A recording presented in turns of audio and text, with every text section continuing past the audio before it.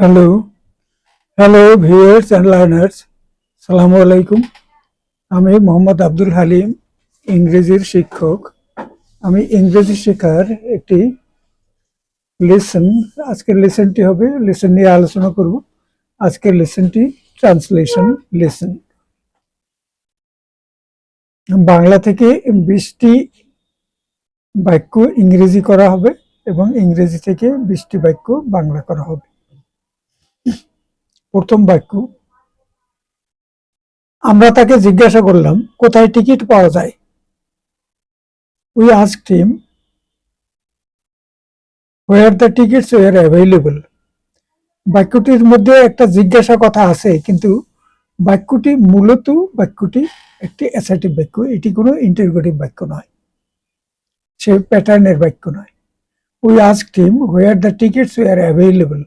দুটি ক্লজ আছে এখানে, একটি হলো main clause we asked him, আর দ্বিতীয়টি হলো subordinate clause where the tickets were available. একটু কমপ্লেক্স বাক্য, কিন্তু অ্যাসার্টিভ প্যাটার্নের। দ্বিতীয় বাক্য, তুমি আমার মুখ রক্ষা করিয়াছ। বাংলা সাধু ভাষায় লেখা বাক্যটি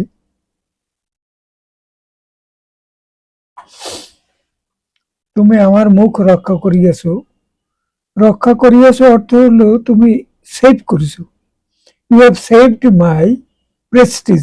মুখ বলতে এখানে সম্মান, প্রেস্টিজ বা honour. You have saved my prestige অথবা you have saved my honour. এখানে আমরা প্রেস্টিজ বলেছি, সেটাতেই হয়, বুঝাচ্ছে তুমি আমার মুখ রক্ষা করিয়াছো, তুমি আমার সম্মান বাঁচিয়েছো। You have saved my prestige. Sentence number 3, আমার চোখের উপর এই দুর্ঘটনা ঘটিয়াছে। The accident happened before my eyes. দুর্ঘটনাটি আমার সম্মুখে সংঘটিত হয়েছে। সেন্টেন্স নাম্বার 4, পুলিশ তাকে চোখে চোখে রেখেছে। The police have kept him under close observation. The police have kept him under close observation. 5 নম্বরের বাক্য, কথায় বলে চোরে চোরে মাসতুতো ভাই।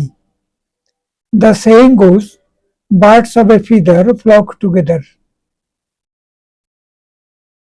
চোরে চোরে মাসতুতো ভাই এর ভাব অর্থ হলো চোরেরা তাদের মধ্যে এক চোরের সাথে আর এক চোরের এবং অন্যান্য চোরদের ঘনিষ্ঠ সম্পর্ক থাকে, এই আইডিয়াটা এখানে প্রকাশ পাচ্ছে। ইংরেজি বাক্যটিতে সেই একটু ভিন্ন রকমের কথা। Birds of a feather flock together শাব্দিক শব্দগত অর্থ ধরলে বলা যায় একই ধরনের পালক বিশিষ্ট পাখিরা একসাথে চলাফেরা করে। তো ভাবার্থে দুটি বাক্যের আইডিয়াটি এক, তাহলে পুরো বাক্যটি হলো the saying goes birds of a feather flock together. Sentence number 6, তার আজ এখানে আসিবার কথা। He is expected here today. He is expected here today. গাছটিতে ফুল ধরিয়াছে। গাছটিতে ফুল ফুটেছে। The tree is in bloom. The tree is in bloom. Sentence number 8, Abul Hossain সাহেব দাড়ি রেখেছেন। Mister Abul Hossain wears a beard. Mister Abul Hossain wears a beard. আমার কথায় কান দাও।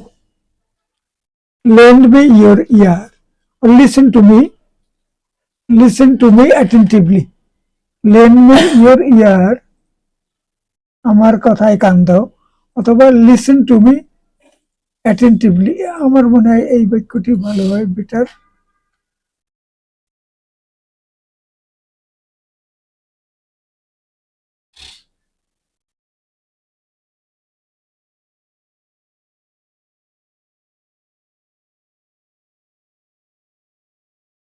Listen to me attentively.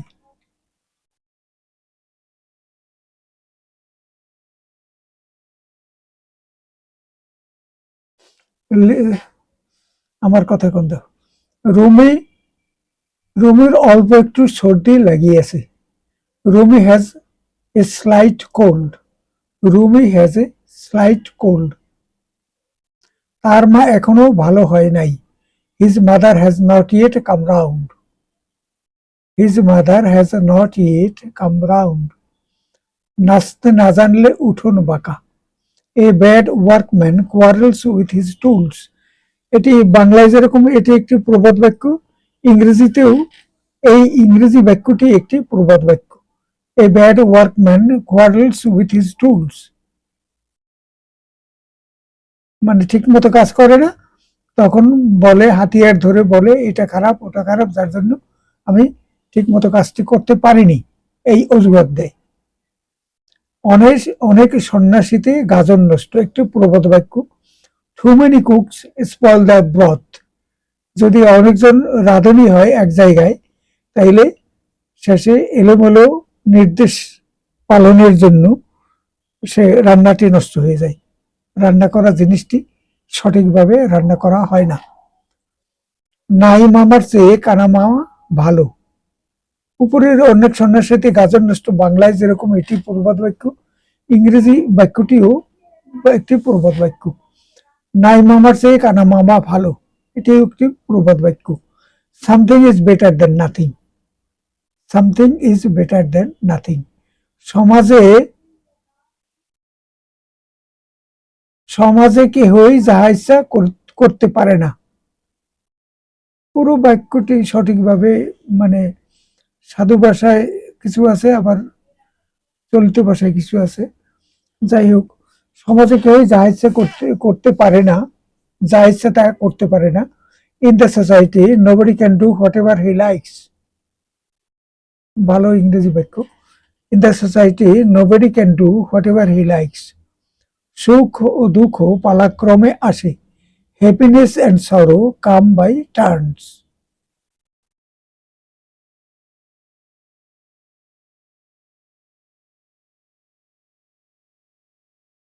Happiness and sorrow come by turn, হবে না। রুমা বাড়ি ফেরার পর তার মা তাকে বকলেন।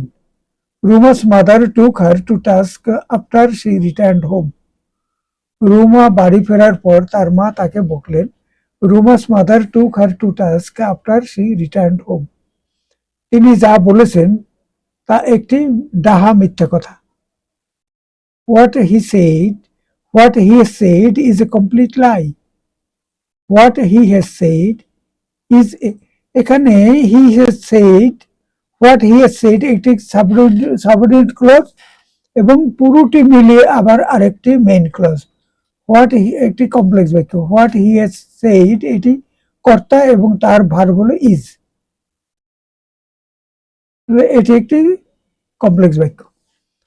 তুমি অবশ্যই এই খবরটি পেয়ে থাকবে। You must have received this news. You must have received this news. ইদানিং বাংলাদেশে সড়ক দুর্ঘটনা বৃদ্ধি পেয়েছে। Recently the number of road accidents has increased in Bangladesh. এবারে ইংরেজি বাক্যের বাংলা অনুবাদ। The committee have made and they have reached a decision. কমিটি একত্রে বসেছে এবং একটি সিদ্ধান্ত পৌঁছেছে। এখানে দুটি ক্লজ আছে, একটি মেইন ক্লজ আর একটি মেইন ক্লজ, দুটি ক্লজ অ্যান্ড দ্বারা যুক্ত। এটি একটি কম্পাউন্ড বাক্য।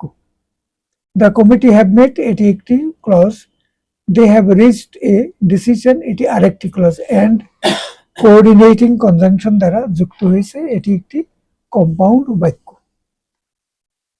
Sentence number 2, I advised you to wait before deciding to accept the job. আমি তোমাকে চাকরিটি গ্রহণ করার পূর্বে অপেক্ষা করার উপদেশ দিয়েছিলাম, ভালো করে ভেবেচিন্তে যোগদান করবার কথা বলেছিলাম। What a terrible situation we have been having this week. এই সপ্তাহে আমরা কি সাংঘাতিক পরিস্থিতির সম্মুখীন হয়েছি।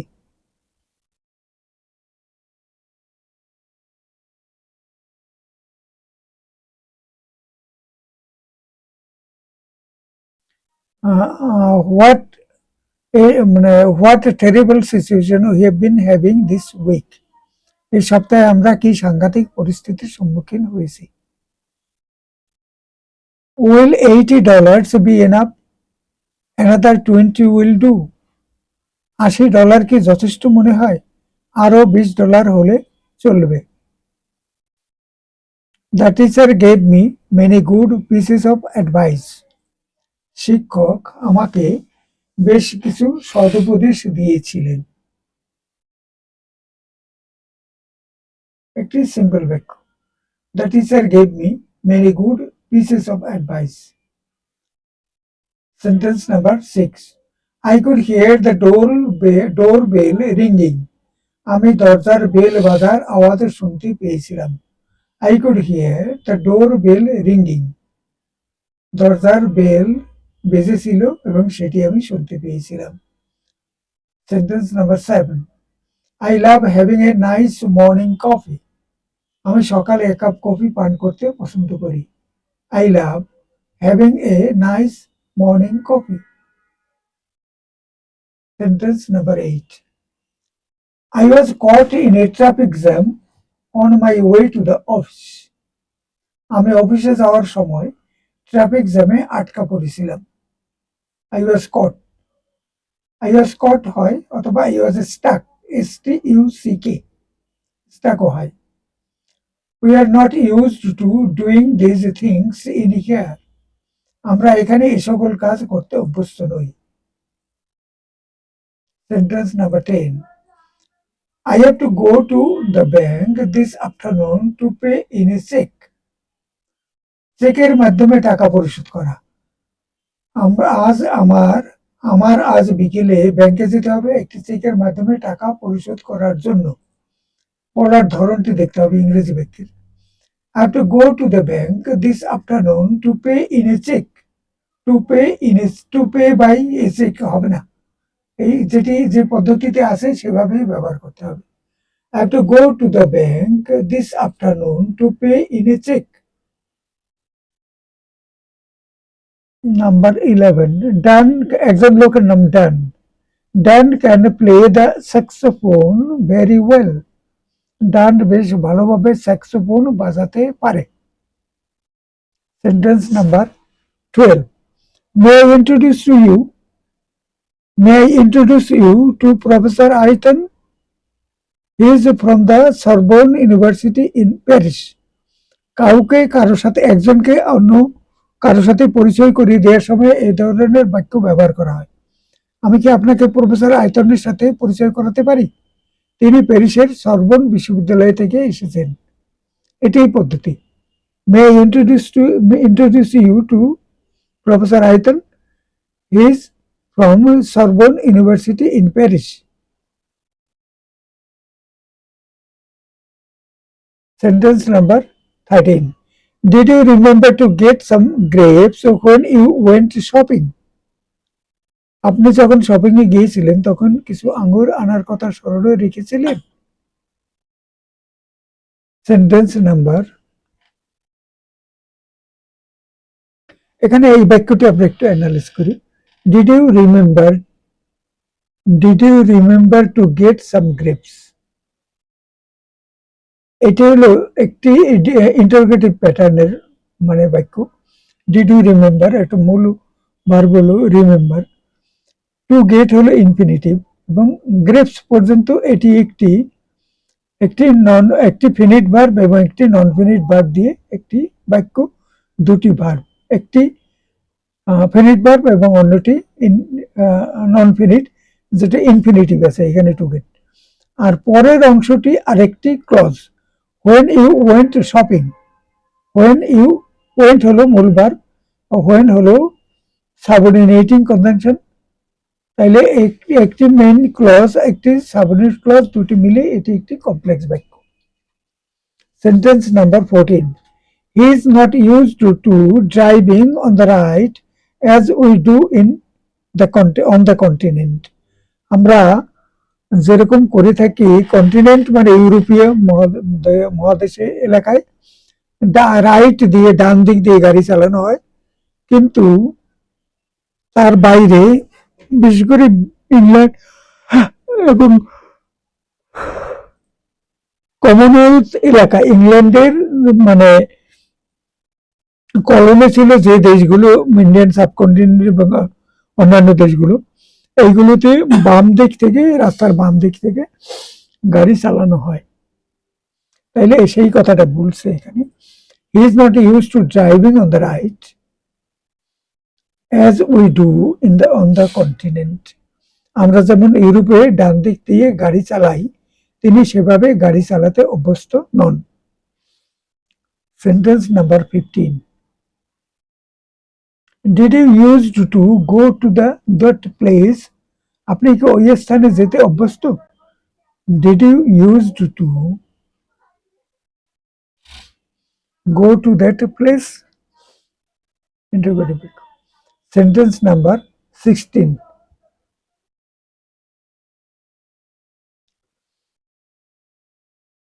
Franklin began working on the project yesterday.